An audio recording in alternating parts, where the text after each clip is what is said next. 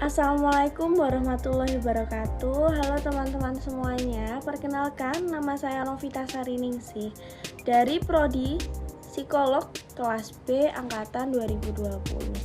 Di sini saya akan menjelaskan sedikit tentang materi, yaitu self development dan personal leadership. Nah, di sini kita bakal bahas apa aja sih?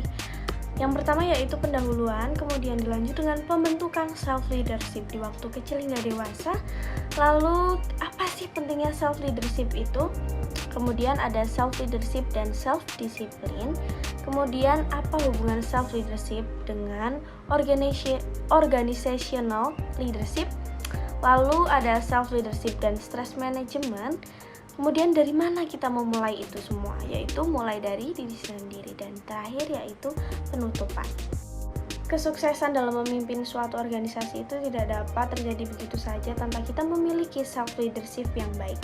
Nah, di sini saya akan sedikit mengemukakan bagaimana Nabi kita Nabi Muhammad SAW memberikan teladan yang baik tentang self leadership.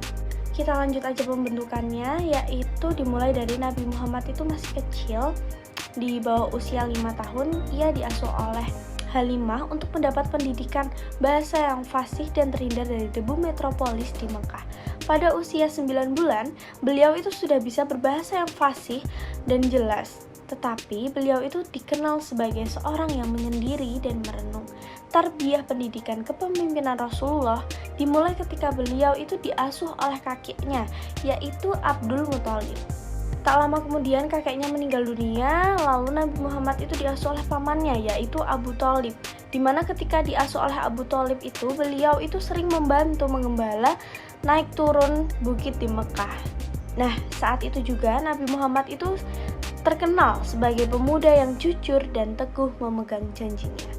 Lalu apa sih pentingnya self-leadership itu? Pada dasarnya, self-leadership itu kemampuan diri dalam mengendalikan hawa nafsunya sendiri. Nah, dapat disimpulkan bahwa setiap orang pada dasarnya adalah pemimpin atau kepemimpinan yang dipunyai oleh setiap orang itu sendiri dalam kepemimpinan terhadap diri sendiri. Apa nih hubungannya self-discipline dengan self-leadership? Nah, pada dasarnya, dasar dari segala bentuk kepemimpinan itu self-leadership.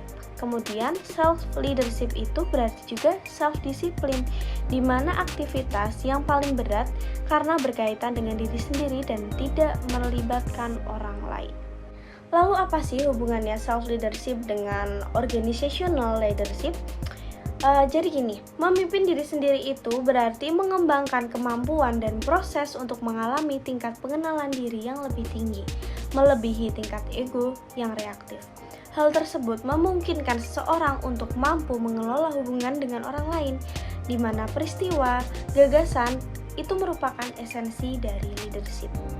Jadi apa nih sangkut pautnya self-leadership dengan stress management? Salah satu persoalan umum yang sering kita jumpai yang menyangkut self-leadership itu persoalan stres. Padahal banyak eksekutif loh yang mengatakan stres itu beautiful. Menurut mereka, stres sampai batas-batas tertentu itu akan mendorong kita untuk meningkatkan kinerja yang kita punya. Seperti halnya Nabi Muhammad SAW yang tidak pernah takut atau gentar meskipun banyak bahaya yang mengancamnya. Nah, kepemimpinan yang baik, self-leadership itu dimulai dari mana? Yaitu mulai dari kita sendiri, di mana kita sendiri itu adalah lingkup yang paling kecil yang dapat kita mulai. Seperti halnya Nabi Muhammad SAW yang mengatakan, "Ibda bi nafsik", mulailah dari diri sendiri. Hal ini berarti pula, mulailah kepemimpinan dari kepemimpinan terhadap dirimu sendiri. Nah, dapat disimpulkan bahwa kepemimpinan yang baik itu yang benar kita dapat mulai dari lingkup yang paling kecil, yaitu dari diri kita sendiri. Kita tidak akan dapat memimpin orang lain dengan baik dan benar jika kita tidak dapat memimpin diri kita sendiri secara baik dan benar. Segitu saja yang dapat saya sampaikan. Apabila saya ada salah kata atau materi yang kurang tepat, mohon dimaafkan. Wassalamualaikum warahmatullahi wabarakatuh.